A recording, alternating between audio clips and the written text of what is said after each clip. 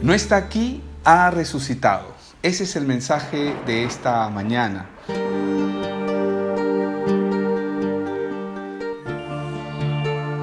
Una vez más, cada uno de nosotros somos llamados a ser testigos de la magnífica obra que Dios ha hecho. Y para poder centrar en el mensaje, quiero mencionar un verso clave, un versículo bíblico que está en Mateo capítulo 28, verso 6, donde dice: no está aquí, pues ha resucitado. Como dijo, venid, ved el lugar donde fue puesto el Señor. Hermanos, nuestra redención y nuestra salvación fue planeada por Dios desde antes de la fundación del mundo. Su palabra nos lo dice de una manera clara y es continua. Por ejemplo, en 1 Pedro capítulo 20 dice: esto es algo que Dios había decidido hacer desde antes de crear el mundo. Y Cristo apareció en estos últimos tiempos para bien de ustedes. Por medio de Cristo, ustedes creen en Dios, quien lo resucitó y le dio un lugar de honor en su reino. Por eso ustedes han puesto su confianza en Dios y están seguros de que Él les dará todo lo que les ha prometido. Y en 2 Timoteo 1:9 dice: Dios nos salvó y nos eligió para que seamos parte de su pueblo santo. No hicimos nada para merecerlo, sino que Dios, por su gran amor, así lo planeó. Dios ya nos amaba desde antes de crear el mundo, pues desde entonces pertenecíamos a Cristo Jesús.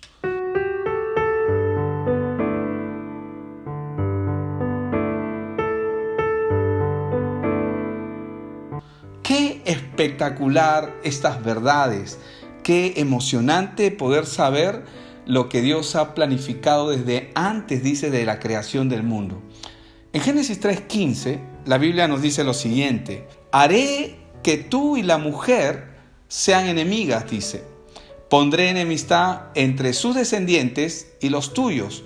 Un hijo suyo te aplastará la cabeza y tú le morderás el talón.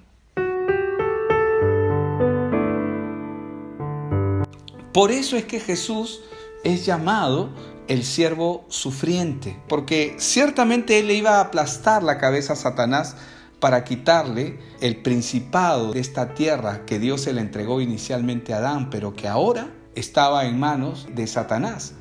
Pero Jesús en Génesis 3:15 dijo que la simiente de Dios iba a venir y le iba a aplastar la cabeza a Satanás. Cuando Isaías lo describe, él lo describe con mucha más claridad, con mucha más paciencia, nos muestra lo que el Redentor, lo que el Salvador iba a hacer. Vamos a Isaías 53 y voy a leer del verso 1 al 10. Dice: Isaías dijo: nadie ha creído en nuestro mensaje, nadie ha visto el poder de Dios. El fiel servidor creció como raíz tierna en tierra seca. No había en él belleza ni majestad alguna, su aspecto no era atractivo ni deseable. Todos lo despreciaban y rechazaban. Fue un hombre que sufrió el dolor y experimentó mucho sufrimiento. Todos evitábamos mirarlo, lo despreciamos y no lo tuvimos en cuenta. A pesar de todo esto, Él cargó con nuestras enfermedades y soportó nuestros dolores. Nosotros pensamos que Dios lo había herido y humillado, pero Él fue herido por nuestras rebeliones, fue golpeado por nuestras maldades. Él sufrió en nuestro lugar y gracias a sus heridas recibimos la paz y fuimos sanados. Todos andábamos perdidos, como suelen andar las ovejas. Cada uno hacía lo que bien le parecía, pero Dios hizo recaer en su fiel servidor el castigo que nosotros merecíamos. Fue maltratado y humillado, pero nunca se quejó. Se quedó completamente callado, como las ovejas cuando les cortan la lana, y como cordero llevado al matadero. Ni siquiera abrió su boca. Cuando lo arrestaron, no lo trataron con justicia. Nadie lo defendió ni se preocupó de él, y al final, por culpa de nuestros pecados, le quitaron la vida. El fiel servidor de Dios murió entre criminales y fue enterrado con los malvados, aunque nunca cometió ningún crimen ni jamás engañó a nadie. Dios quiso humillarlo y hacerlo sufrir, y el fiel servidor ofreció su vida como sacrificio por nosotros. Por eso Él tendrá una vida muy larga, llegará a ver a sus descendientes y hará todo lo que Dios desea. ¿De quién está hablando Isaías? ¿A quién está describiendo Isaías? Acá en Isaías 53, él está describiendo al Cristo, al Hijo de Dios, al Cordero de Dios que quita el pecado del mundo. Está describiendo lo que él iba a vivir, está describiendo lo que él iba a pasar en esta tierra. Y cada una de estas palabras que el libro de Isaías menciona fueron cumplidas en él. Él cumplió con cada detalle. Ese es nuestro Señor Jesucristo, que vino para salvarnos, que vino para librarnos. Él vino por nosotros, se entregó como aquel cordero inocente que era entregado y era sacrificado por los pecados del pueblo. Ahora Él está siendo sacrificado por cada uno de nosotros. Él vino a cumplir todo lo que estaba escrito acerca de Él. En Hebreos 10:7 la Biblia dice que entonces dije: he aquí vengo, Dios, para hacer tu voluntad, como en el rollo del libro está escrito de mí. Él no hizo otra cosa en esta tierra, sino hacer solamente la voluntad del Padre. Gracias a su sacrificio, nosotros hemos sido liberados de la maldición de la ley. ¿Cómo de la maldición de la ley? Porque la ley establecía que el hombre, para ser salvo, para llegar a Dios, tenía que cumplir la ley desde que nacía hasta que moría, nunca haber transgredido ni una sola ley. Sin embargo, usted y yo sabemos que nosotros no podemos cumplir la ley, pero Él nos libertó de la maldición de la ley. ¿Qué dice la Biblia acerca de esto en Gálatas 3:13? Pero Cristo prefirió recibir por nosotros la maldición que cae sobre el que no obedece la ley. ¿Cuál era esa maldición? El castigo eterno, la ira de Dios. De ese modo nos salvó, dice, porque la Biblia dice: Dios maldecirá a cualquiera que muera colgado de un madero. La muerte por crucifixión era el castigo más horrendo y más fuerte que se le daba a los criminales que eran perversos y eran sumamente malos y corruptos. Ese era el final que tenían, la muerte en la cruz, la muerte en un madero.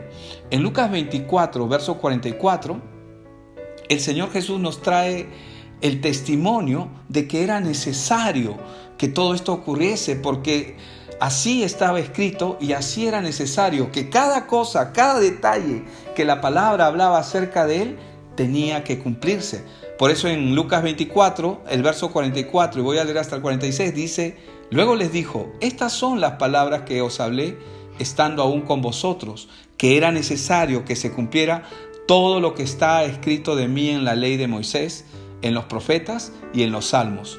Entonces les abrió el entendimiento para que comprendieran las escrituras, y les dijo: así está escrito y así fue necesario que el Cristo padeciera y resucitara de los muertos al tercer día.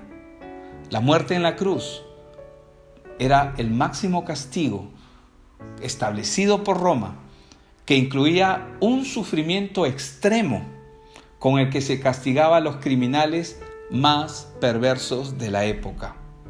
Jesús fue muerto como un criminal, al igual que un delincuente, pero un criminal de los más perversos de la época.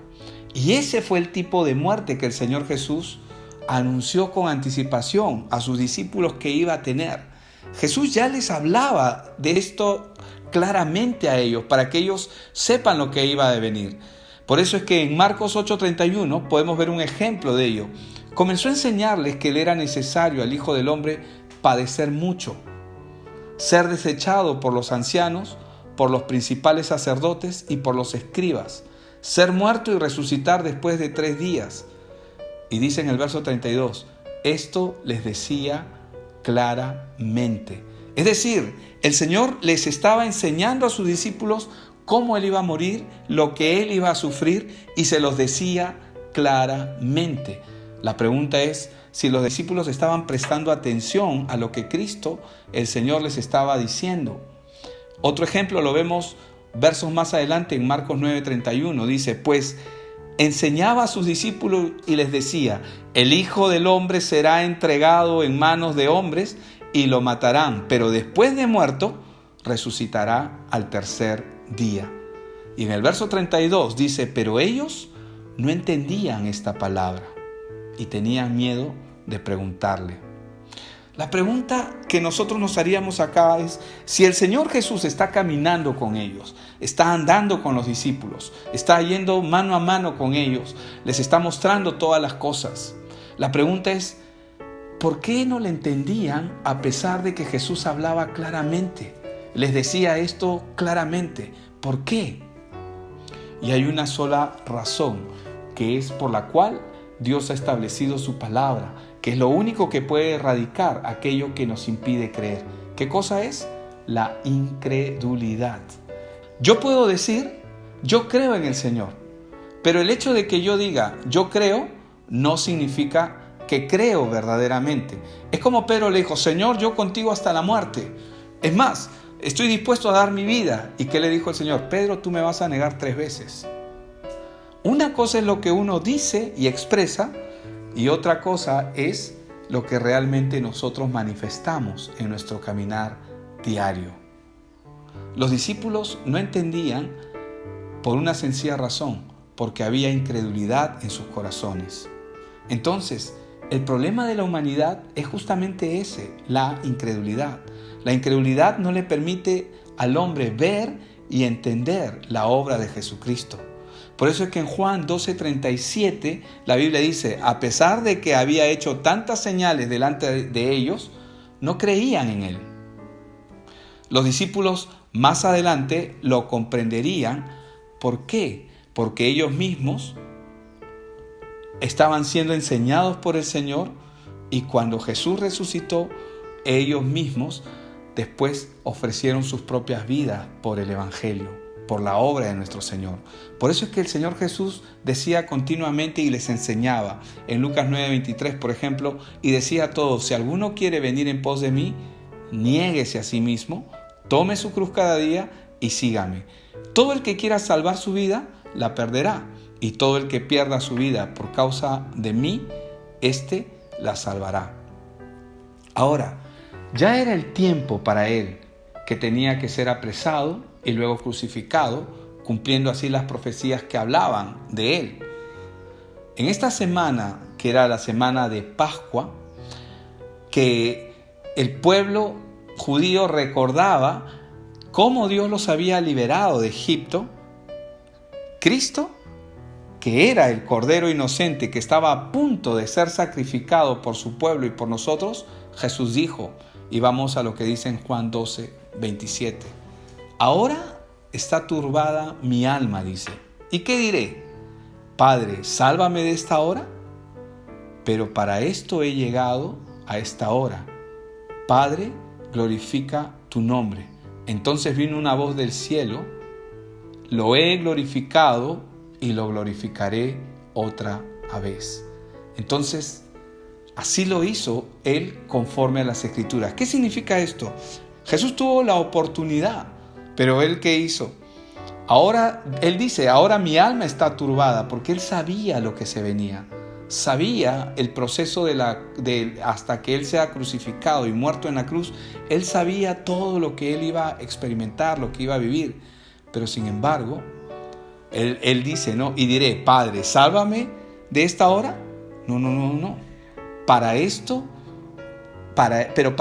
he llegado a esta hora. Él tenía claramente cuál era su convicción, para qué él estaba aquí en la tierra, cuál era su misión que él tenía que cumplir. En Juan 19, vamos al verso 17, dice, Jesús salió de allí cargando su propia cruz y fue al lugar llamado Gólgota, que en hebreo significa lugar de la calavera. Allí clavaron a Jesús en la cruz. También crucificaron a otros 2 hombres, uno a cada lado de Jesús. Pilato ordenó que escribieran un letrero que explicara por qué habían matado a Jesús. El letrero fue escrito en 3 idiomas, hebreo, latín, griego, y decía, Jesús de Nazaret, Rey de los judíos. Lo cual significa que la causa por la cual mataron a Jesús Era porque Jesús de Nazaret era rey de los judíos. Colocaron el letrero en la cruz por encima de la cabeza de Jesús.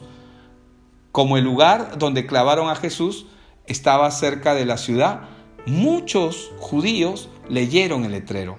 Ahora, el letrero que ponían encima de su cabeza era la causa de la razón de su crucifixión, y su sentencia fue escrita en 3 idiomas. Fue escrito en hebreo, fue escrito en griego y fue escrito en latín. Los 3 idiomas que se hablaban en la época. El hebreo era la lengua oficial de los judíos del templo. El griego era la lengua cultural y era la lengua comercial. Y el latín era la lengua oficial, pero del Imperio Romano.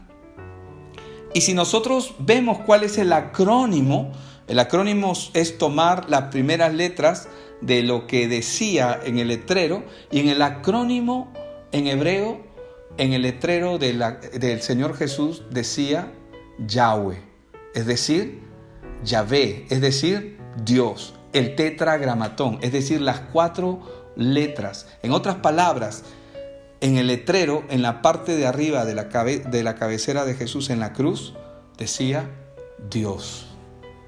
Que Dios estaba siendo crucificado, que Dios estaba muriendo por su pueblo. Y dice la palabra que habiendo culminado la obra encomendada por Dios, en Juan 19:30, Él dijo, consumado es decir, todo está cumplido. Veamos lo que dice Juan 19:30. Cuando Jesús hubo tomado el vinagre, dijo, consumado es. Y habiendo inclinado la cabeza, entregó el espíritu. En la versión traducción lenguaje actual dice, Él probó el vinagre y dijo, todo está cumplido. Luego inclinó su cabeza y murió. Hermanos, la resurrección del Señor Jesucristo constituye uno de los fundamentos principales de la fe cristiana, de nuestra fe. Hasta aquí, Él ha muerto y ha entregado ya el espíritu al Padre. Pero la Biblia dice que Él resucitó. Y no solamente porque la Biblia lo dice, sino que la evidencia es que la tumba está vacía. No está aquí, dijeron las mujeres cuando estaban buscándolo. Ha resucitado, le dijeron los ángeles a ellas. Le dijeron, no está aquí, ¿a quién busquéis? Busco a mi Señor, decían ellas. No está aquí, ha resucitado. La muerte del Señor Jesús sin la resurrección no hubiese significado nada, porque hubiera sido una muerte como cualquier otra muerte. Pero su obra, la obra del Señor Jesús, no culmina en su muerte, sino culmina en su resurrección. ¿Por qué? Porque es la resurrección lo que evidencia la victoria sobre la muerte y la victoria sobre el imperio de este mundo. En Hechos capítulo 2, versos 23 y 24 dice, desde el principio Dios había decidido que Jesús sufriera y que fuera entregado a sus enemigos. Ustedes lo ataron y lo entregaron a los romanos para que los mataran. Pero Dios hizo que Jesús resucitara, y es que la muerte no tenía ningún poder sobre él. Él ha resucitado y su tumba está vacía. Con su obra destruyó la muerte y también destruyó al que tenía el imperio de la muerte.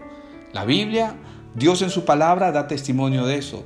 Dice en Hebreos 2, 14 y 15, nosotros somos seres de carne y hueso. Por eso Jesús se hizo igual a nosotros. Solo así podía morir para vencer al diablo, que tenía el poder de matar a hombres y mujeres. Con su muerte, Jesús dio libertad a los que se pasaban la vida con miedo a la muerte. ¿Qué significa esto? Que su resurrección no solamente venció a la muerte, sino que ahora su resurrección se convierte en nuestra victoria. ¿Por qué? Oseas 13:14 dice, de manos del Seol los redimiré, los libraré de la muerte. Muerte, yo seré tu muerte, yo seré tu destrucción, Seol. La compasión se ocultará de mi vista. Es la promesa que Dios había dado de que un día Él iba a destruir la muerte. Y cuando Jesucristo resucitó, Él destruyó la muerte. En 1 Tesalonicenses 4:14 dice: nosotros creemos que Jesucristo murió y resucitó, y que del mismo modo Dios resucitará a los que vivieron y murieron confiando en Él. ¿Qué significa esto? Que así como Él murió y resucitó, nosotros un día, todos los que están en Cristo van a morir un día, pero los que están en Cristo van a resucitar un día en su segunda venida. Filipenses 3:21 dice: nuestros débiles cuerpos serán destruidos, pero Él los transformará en cuerpos gloriosos como el suyo. Esto lo hará con el mismo poder con que controla todo el universo. La pregunta es, ¿y por qué Dios hará todo esto? ¿Por qué es que Dios va a hacer esto? ¿Por qué es que Dios va a resucitarnos?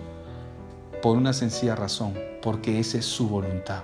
Y esa ha sido su voluntad desde el principio de la creación.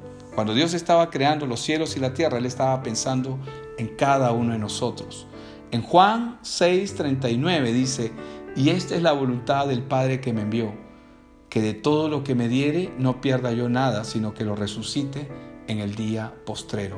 Ahí podemos ver que la voluntad de Dios es que primero vengamos al Hijo y luego que Él nos resucite en el día postrero. En el verso 40 dice: y esta es la voluntad del que me ha enviado, que todo aquel que vea al Hijo y cree en Él tenga vida eterna, y yo le resucitaré en el día postrero.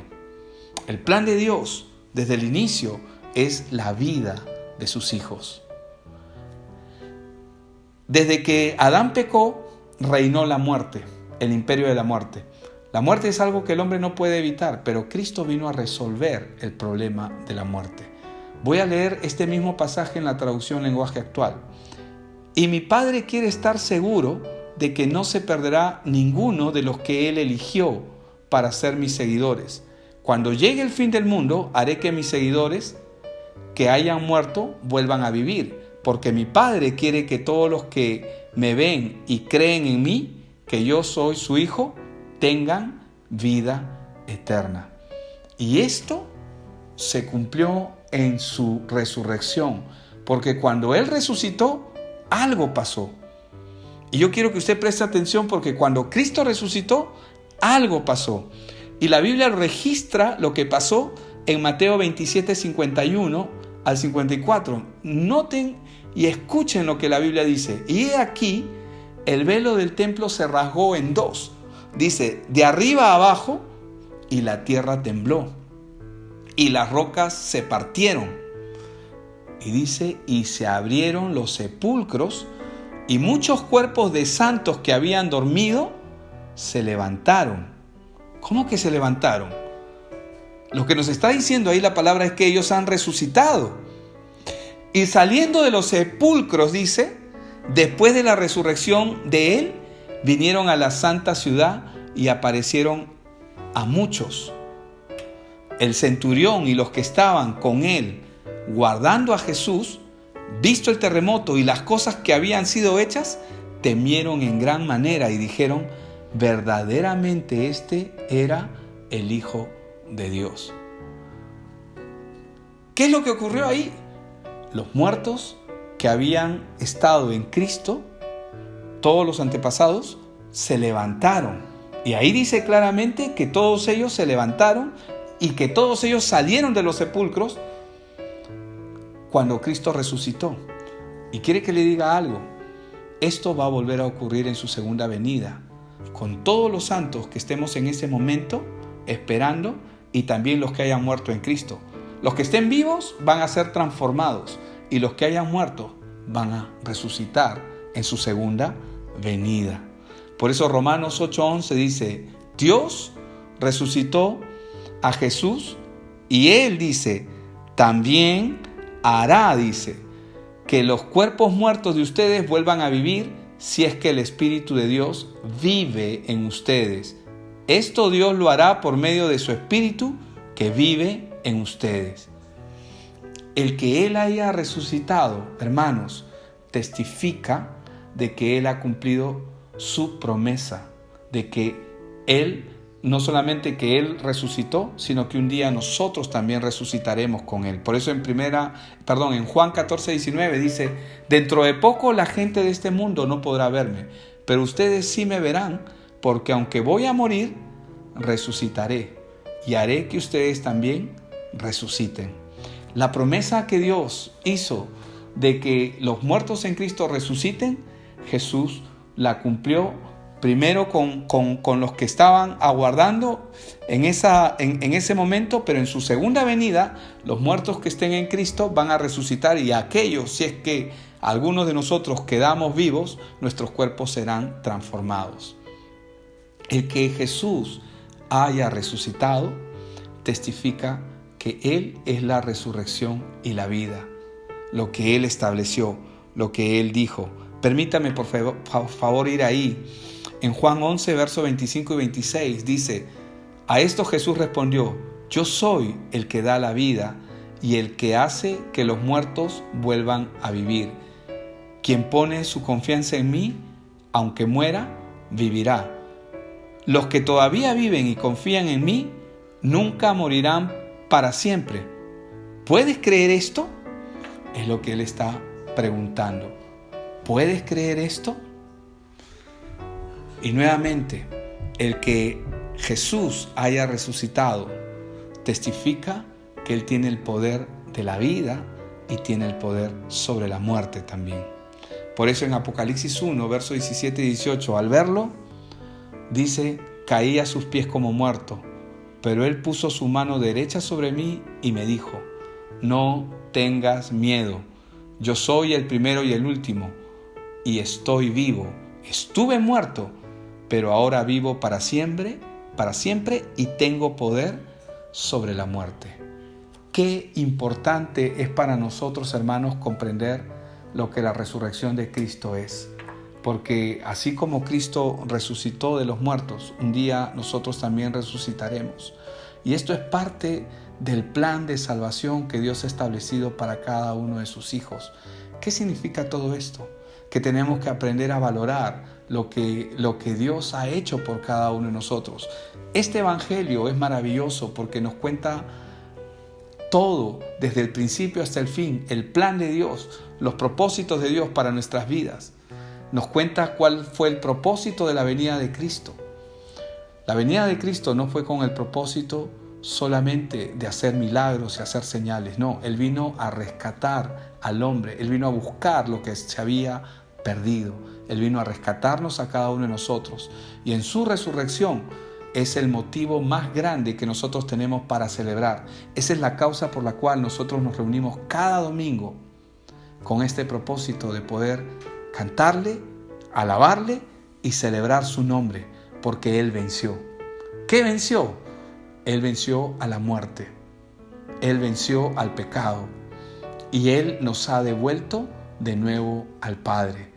¿Qué podemos decir? Solamente agradecer y decir: Señor, gracias por tu obra preciosa y maravillosa en cada uno de nosotros, en nuestras vidas.